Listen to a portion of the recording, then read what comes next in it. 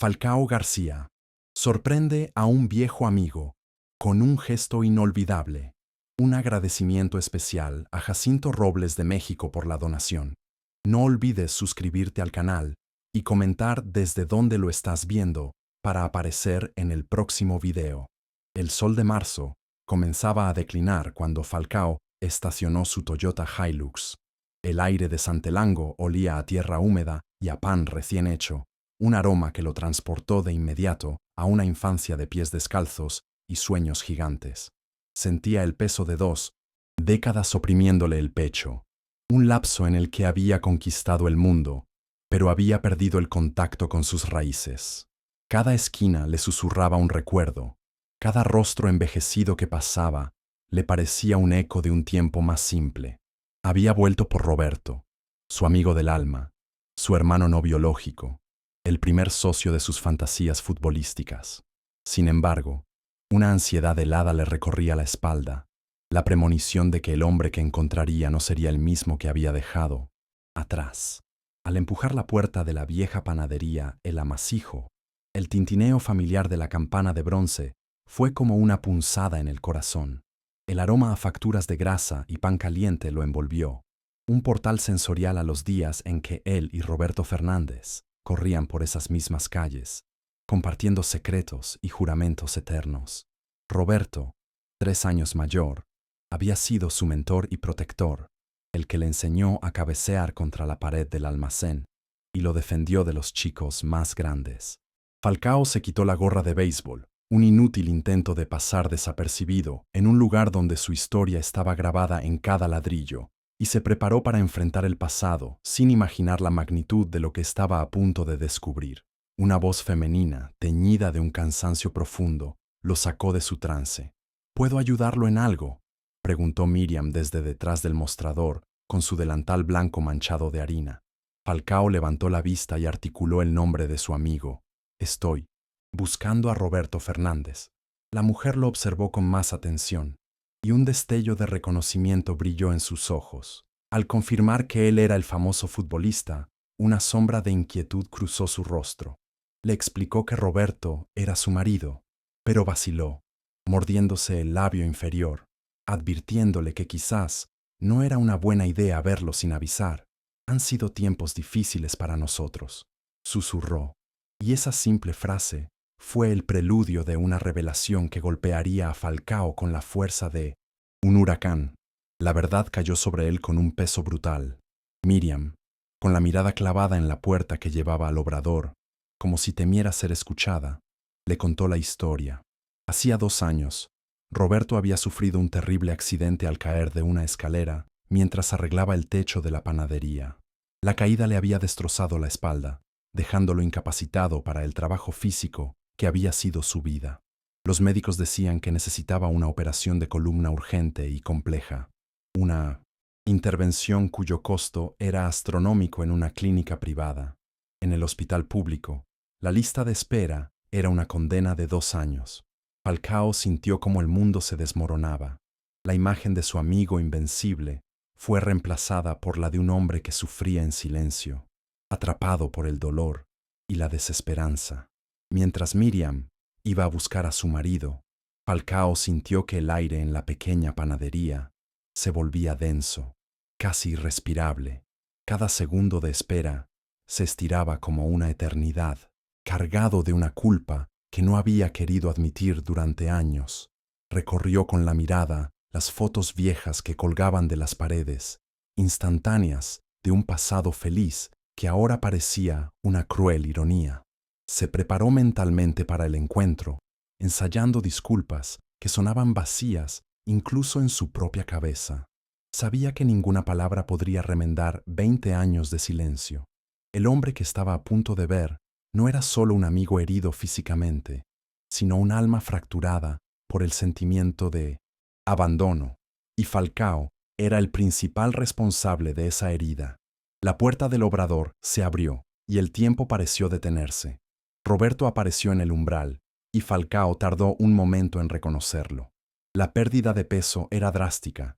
Su cabello estaba completamente gris y caminaba encorvado, apoyándose pesadamente en un bastón de madera. Pero sus ojos, esos ojos verdes que recordaba tan vívidamente, seguían siendo los mismos, aunque ahora ardían con una mezcla de sorpresa, dolor y un resentimiento, afilado como una navaja. «Carlitos», dijo Roberto, y el apodo de la infancia sonó extraño, casi como un insulto. Una sonrisa torcida que no llegaba a sus ojos se dibujó en su rostro. «¿Qué hace por acá el famoso?»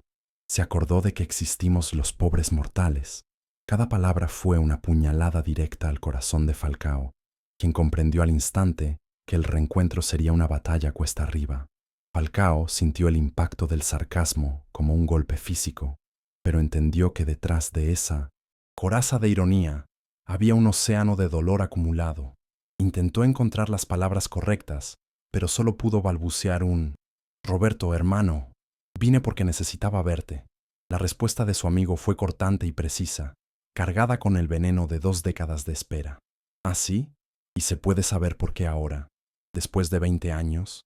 Roberto se acomodó lentamente en una silla, cada movimiento una mueca de sufrimiento.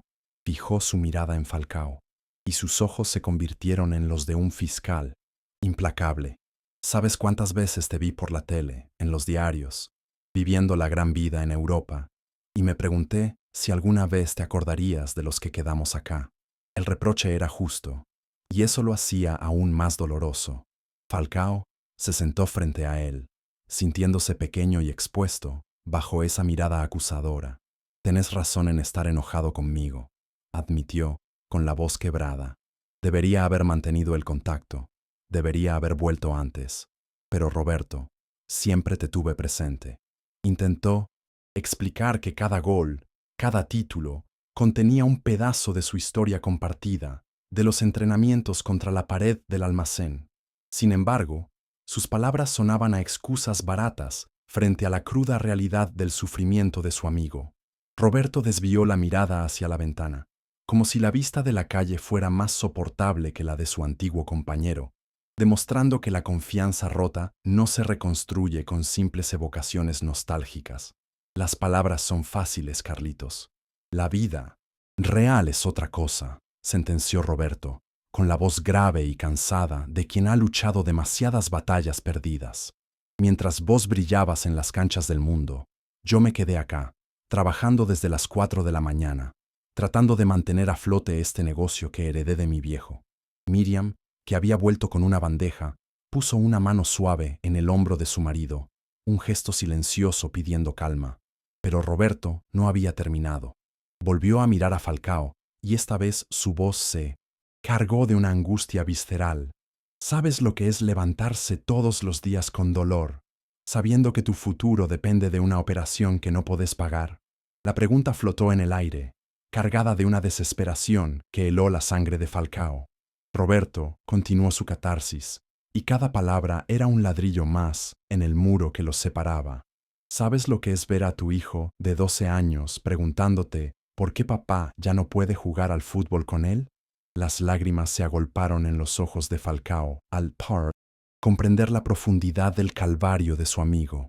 No era solo el dolor físico o la falta de dinero, era la humillación, la impotencia, la erosión de su identidad como hombre y como padre. El resentimiento de Roberto era completamente justificado, pero debajo de él había una tristeza tan profunda y vasta que trascendía lo personal, una tristeza que hablaba del destino y de las oportunidades perdidas. El silencio que siguió fue pesado, denso, roto únicamente por el suave carraspeo de Miriam, al ofrecerles un café. «Roberto, compórtate», le susurró. «Este hombre vino hasta acá a verte. Algo debe significar». Cuando ella se alejó hacia la cocina, la expresión de Roberto se suavizó ligeramente, como si la tormenta de furia hubiera agotado sus fuerzas. «Perdóname, Carlitos», murmuró, sin mirarlo directamente. «No debería descargar mi bronca en vos. Es que estos años han sido duros, ¿sabes?» Su voz ya no era acusadora, sino melancólica. «Cuando veo todo lo que lograste, a veces me pregunto, ¿qué hubiera pasado si yo también hubiera tenido tu talento, tu suerte?» El resentimiento daba paso a la confesión de una herida más íntima, la duda sobre su propio valor. «No fue solo suerte, Roberto. Fue también por vos. respondió Falcao, inclinándose hacia adelante, buscando desesperadamente una grieta en el muro de amargura. Sabía que era el momento de usar la única munición que le quedaba, la verdad de su gratitud.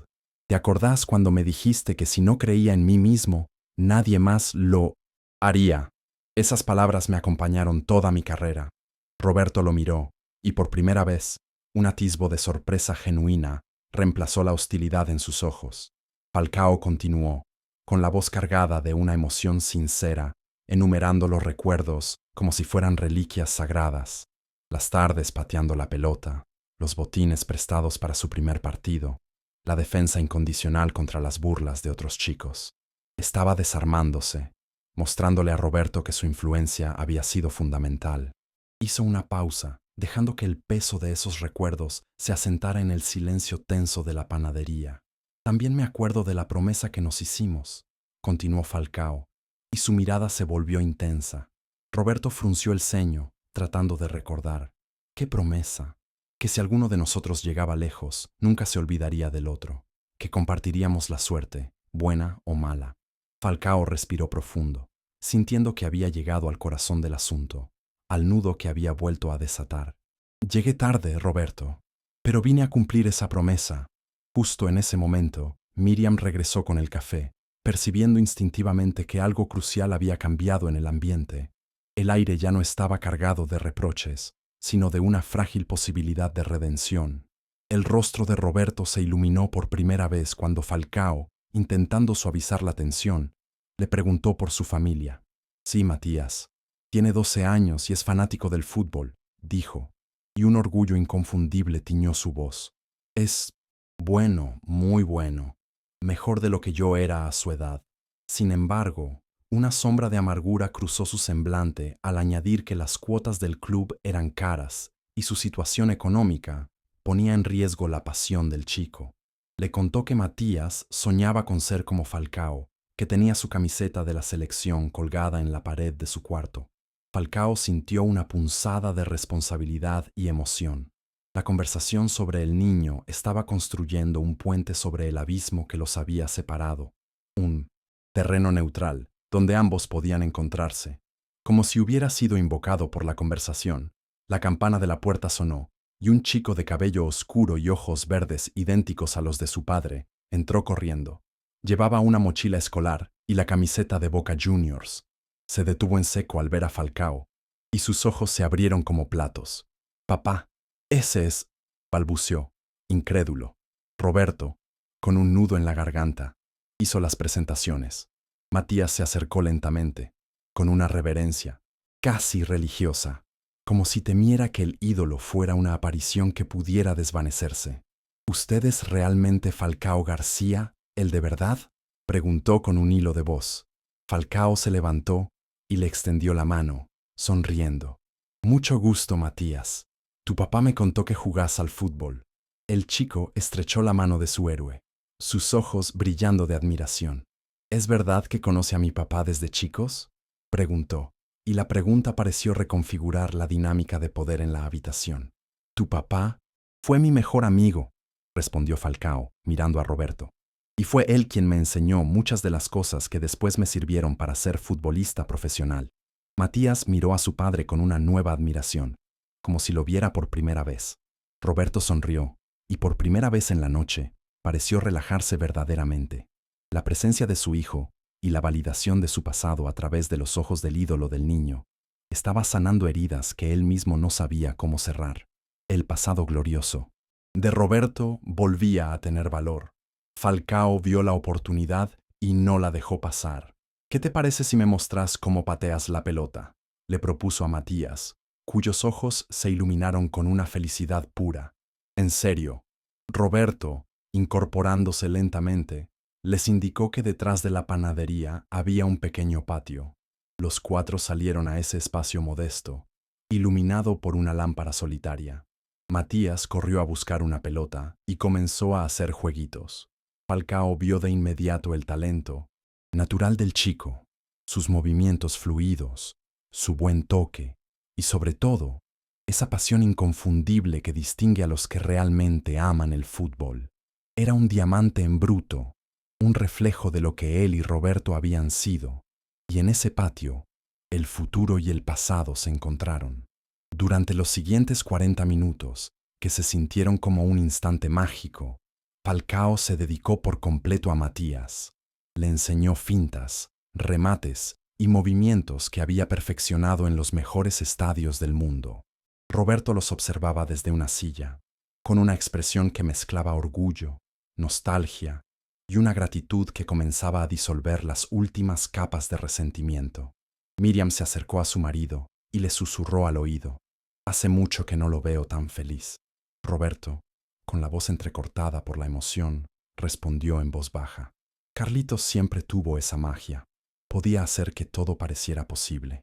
En ese momento, Roberto no solo veía a su hijo entrenar con una leyenda, sino que se veía a sí mismo, redimido y valorado a través de los ojos de su amigo.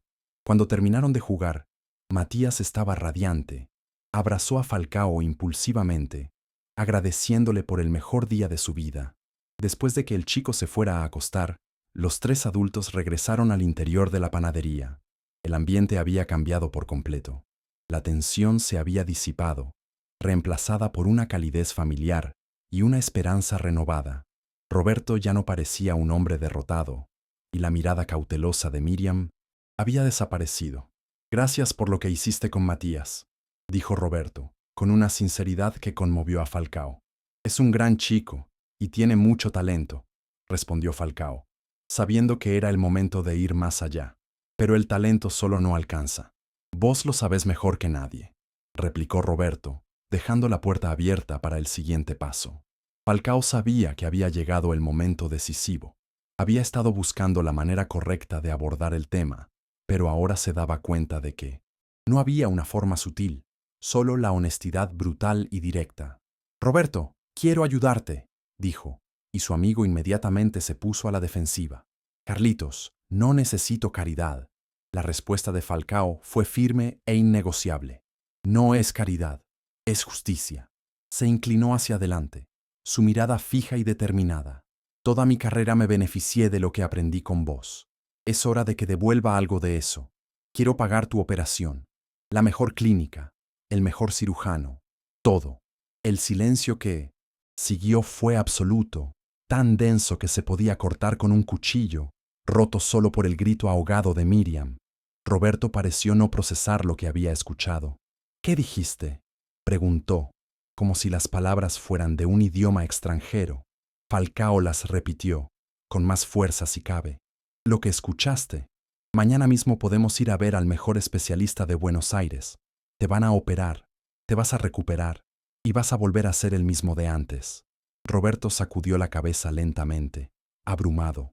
«No, Carlitos, no puedo aceptar eso. Es demasiado». Falcao se puso de pie, su frustración y su afecto desbordándose en un torrente de palabras. Le habló de su fortuna, de las casas que nunca habitaba y los autos que nunca manejaba, de un dinero que había perdido su significado mientras su mejor amigo sufría por no poder pagar una cirugía. «¿Qué no es justo?», exclamó Falcao, caminando por el pequeño local.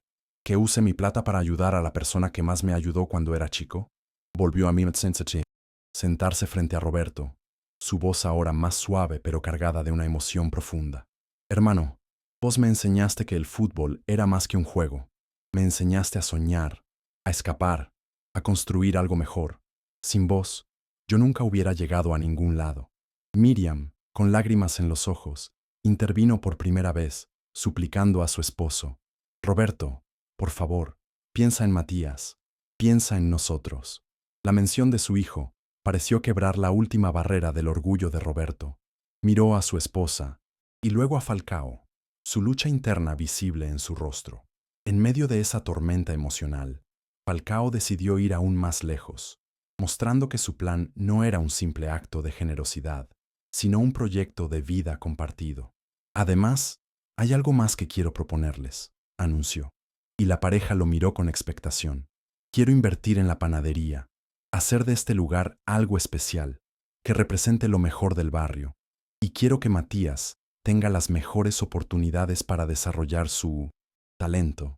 Roberto y Miriam se miraron, sin palabras, completamente sobrepasados por la magnitud de la oferta. Falcao entendió que necesitaba sellar el pacto de una manera que preservara la dignidad de su amigo, convirtiéndolo en un socio, no en un beneficiario. Era un nuevo comienzo para todos. Pero hay una condición, agregó Falcao con una sonrisa pícara, aliviando la tensión. Roberto, intrigado, preguntó cuál era. Que me dejen venir acá de vez en cuando a comer facturas y a recordar los viejos tiempos, y que me dejen ser el padrino futbolístico de Matías.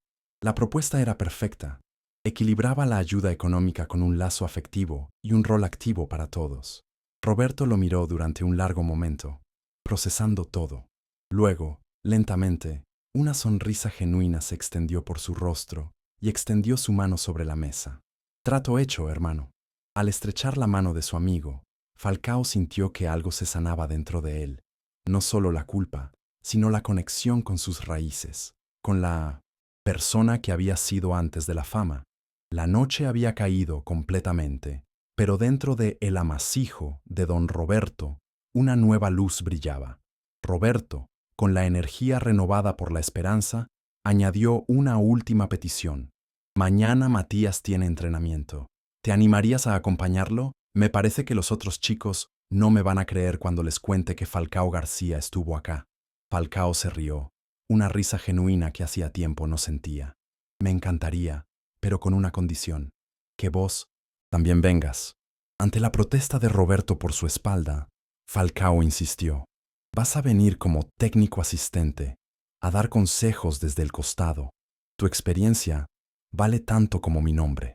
En esa pequeña panadería, dos amigos no solo se reencontraron, sino que sentaron las bases de un futuro que transformaría sus vidas y la de todo el barrio. Los días que siguieron fueron un torbellino de actividad. Falcao, fiel a su palabra, movió cielo y tierra. El martes por la mañana, un Mercedes-Benz, negro, algo nunca visto en Santelango, se detuvo frente a la panadería. De él descendió el doctor Alejandro Herrera, uno de los cirujanos de columna más prestigiosos de Buenos Aires, quien había viajado personalmente para examinar a Roberto. Tras una revisión exhaustiva, el diagnóstico fue claro y esperanzador. La lesión era completamente operable y, con la rehabilitación adecuada, Roberto podría recuperar una vida normal en menos de un año. La operación fue programada para la semana siguiente, y por primera vez en 2 años, un futuro sin dolor parecía una posibilidad real para la familia Fernández. Pero los planes de Falcao no se detenían ahí. Esa misma tarde, contactó a Jorge Burruchaga, leyenda del fútbol argentino, y ahora un respetado director técnico, para que viniera a observar el entrenamiento de Matías. La presencia del campeón del mundo en la modesta cancha del Atlético Santelango causó una conmoción. Burruchaga no solo observó, sino que participó, y sus palabras al final de 1907. La práctica fueron música para los oídos de todos.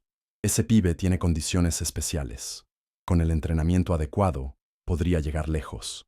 Recomendó que Matías comenzara a entrenar en las divisiones inferiores de un club grande como Boca Juniors, sin perder el vínculo con su barrio, un plan que llenó de orgullo y esperanza a Roberto. Al día siguiente, un arquitecto y un especialista en gastronomía llegaron a la panadería. Falcao les presentó su visión: ampliar el local, construir una nueva cocina industrial y crear un espacio acogedor para que la gente del barrio pudiera reunirse. Quería transformar el amasijo en el corazón de Santelango, un negocio moderno que mantuviera su esencia familiar, con Roberto como gerente general y Miriam a cargo de la producción. Mientras tanto, la noticia de que Falcao García estaba en el pueblo, ayudando a un viejo amigo, se había filtrado. La historia, cargada de valores como la amistad y la lealtad, capturó la atención de un productor de 1900, televisión del Canal 13 de Buenos Aires. Inicialmente, Falcao se resistió a la idea de un reportaje, temiendo que convirtiera la situación de Roberto en un espectáculo mediático. Sin embargo, tras conversarlo con Roberto y Miriam, aceptaron, con la condición de que se contara la historia real, sin dramatismos. La entrevista se realizó en la panadería, en la misma mesa donde habían tenido su tenso reencuentro. Hablaron de su amistad, del éxito, del olvido y del perdón. El reportaje se emitió el I Know FM Domingo por la noche, en el noticiero central, y la respuesta del público fue abrumadora. La historia se volvió viral, y Falcao, amigo, se convirtió en trending topic, celebrando un gesto que parecía de otra época.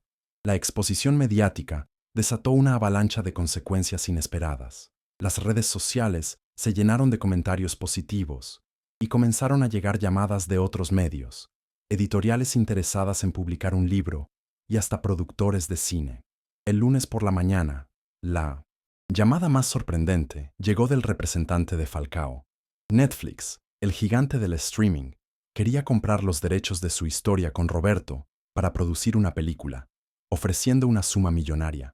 Falcao quedó mudo. Era más dinero del que había ganado en muchos de sus contratos futbolísticos. La historia de dos amigos en un pequeño pueblo estaba a punto de convertirse en un fenómeno global, demostrando el poder universal de la amistad verdadera. Roberto, recuperándose de una operación exitosa que había salido perfecta, escuchó la noticia de Netflix con incredulidad. ¿Una película sobre nosotros? ¿Estás loco?, le dijo a Falcao, quien lo visitaba en el hospital. Pero Falcao le hizo ver la oportunidad no solo para ellos, sino para inspirar a millones de personas. Acordaron ser socios en todo, dividiendo cualquier ganancia por la mitad. Al mismo tiempo, Falcao recibió una llamada de Juan Román Riquelme, vicepresidente de Boca Juniors, quien, conmovido por el reportaje, le ofreció a Matías un lugar para probarse en las inferiores del club. Todo parecía encajar perfectamente, como si el universo estuviera conspirando para darles un final de cuento de hadas. Esa noche, en la soledad de su cuarto de hotel, Falcao se sintió más feliz que en años. Escribió en un cuaderno que había comprado, tratando de documentar la vorágine de emociones.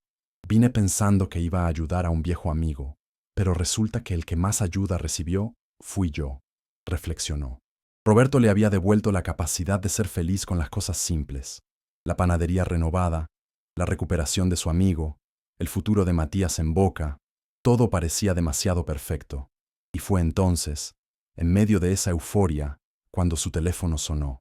Una llamada de un número desconocido que estaba a punto de hacer estallar esa burbuja de felicidad y cambiar las reglas del juego de manera brutal. La voz al otro lado de la línea era seria, casi sombría. Se presentó como Eduardo Martínez, un abogado. Represento a los herederos de don Osvaldo Fernández, dijo, y Falcao sintió un escalofrío. Don Osvaldo, el padre de Roberto. El abogado solicitó una reunión urgente para discutir un asunto sobre la panadería, negándose a dar detalles por teléfono.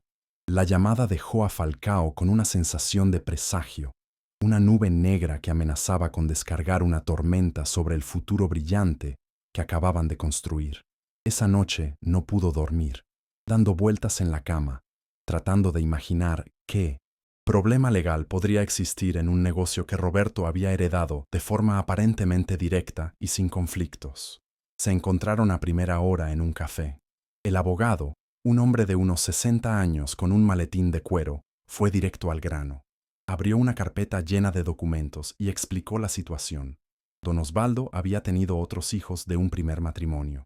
Hijos que habían emigrado a España en los años 80, pero que nunca habían renunciado a sus derechos hereditarios. Se habían enterado por los medios de comunicación de la inversión de Falcao y del repentino valor que había adquirido la propiedad. Según la ley argentina, Roberto solo era dueño del 50% de la panadería. Falcao sintió que el suelo se abría bajo sus pies. La revelación era una bomba de tiempo que acababa de activarse. Los papeles que el abogado extendió sobre la mesa eran irrefutables. Los otros herederos, al ver el potencial económico del negocio renovado y la publicidad generada, habían decidido ejercer sus derechos. Su intención no era simplemente vender su parte. Querían ser socios activos en la nueva panadería. Pretendían regresar a Argentina y participar en la administración, argumentando que tenían tanto derecho como Roberto. La propuesta era un veneno, una invasión que destruiría la esencia del proyecto que Falcao había imaginado. La idea de tener que negociar el sueño de su amigo con extraños oportunistas le revolvió el estómago. Tenían 2 semanas para llegar a Addis Un acuerdo antes de que iniciaran acciones legales. Contarle la noticia a Roberto fue una de las cosas más difíciles que Falcao había hecho en su vida. Lo encontró en la panadería, recién salido del hospital, caminando derecho, sin dolor y lleno de una energía renovada. Al escuchar la historia, la expresión de Roberto pasó de la confusión al shock y finalmente a una profunda y desoladora tristeza. «¿Hermanos? Yo tengo hermanos», murmuró, como si la idea fuera inconcebible. Su padre nunca le había contado nada, solo que su primera esposa había muerto sin hijos. La mentira de su padre, descubierta décadas después, lo dejó sin defensas, cuestionando la base misma de su identidad y de su herencia. Se sintió como un extraño en su propia vida. La reacción de Roberto fue visceral. La vergüenza y la humillación lo consumieron. «¿Sabes qué es lo peor?», le dijo a Falcao, con la voz rota. «Que todo esto salió a la luz por mi culpa. Si yo no hubiera aceptado tu ayuda, si no hubiera dejado que hicieran el reportaje, estos tipos nunca se habrían enterado». Se culpaba a sí mismo, viendo la ayuda de su amigo, no como una bendición, sino como la causa de su nueva desgracia. El orgullo herido lo cegó. Falcao intentó razonar con él, ofrecerle pagar la parte de los herederos, pero Roberto se negó rotundamente. «No, Carlitos, ya es suficiente. No podés seguir solucionándome la vida. Esta es una situación que yo tengo que resolver». En un arrebato de dolor y frustración, Roberto se puso de pie y le pidió a Falcao que se fuera. «Que te vayas del pueblo, que vuelvas a tu vida de antes. Esto fue un error desde el principio». Las palabras cayeron como un hacha, cortando el frágil lazo que habían reconstruido. Miriam intentó intervenir, diciéndole a su marido que estaba hablando por la bronca, pero Roberto estaba decidido. En su mente distorsionada por la humillación, la presencia de Falcao solo magnificaba su sensación de fracaso. Falcao, con el corazón destrozado, se levantó lentamente. «Estás cometiendo el mismo error que yo cometí hace 20 años», le dijo, mirándolo a los ojos. «Estás dejando que el orgullo destruya una amistad». Roberto no respondió. Falcao salió de la panadería sintiendo que acababa de perder a su mejor amigo por segunda vez, pero esta vez temía que fuera definitivo. Hizo las valijas, su sueño de mudarse a Santelango hecho cenizas. Antes de irse, pasó por el club para despedirse de Matías. El chico, al enterarse de que se iba, se entristeció profundamente. «¿Es por los problemas de papá con la panadería?». Falcao, sorprendido de que el niño supiera, solo pudo asentir. Abrazó al chico con fuerza, prometiéndole que, pasara lo que pasara, su oportunidad en Boca Juniors seguía en pie. Mientras conducía de regreso a Buenos Aires, las palabras del niño resonaban en su cabeza. «No hay nada que se pueda hacer». Y fue entonces, en medio de la desolación, cuando una idea loca y arriesgada comenzó a formarse en su mente. Durante 3 días, la CEI, Casa de los Fernández, fue un mausoleo de silencio y angustia. Roberto, consumido por una mezcla tóxica de orgullo y arrepentimiento, apenas hablaba. Se movía por la casa como un fantasma, el dolor de su espalda reemplazado por una agonía emocional mucho más profunda. Miriam, viendo cómo su marido se ahogaba en su propia amargura, decidió que ya era suficiente. Lo confrontó una mañana, con una firmeza que rara vez usaba. «El hombre que más te quiere en el mundo vino a ayudarte y vos lo echaste, porque tu orgullo es más importante que tu amistad», le dijo, sus palabras afiladas y precisas.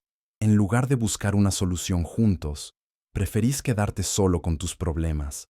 Eso no es valentía, es idiotez». Las palabras de Miriam lo golpearon con la fuerza de una verdad ineludible. Justo en ese momento, Matías entró, radiante tras su primer entrenamiento en Boca.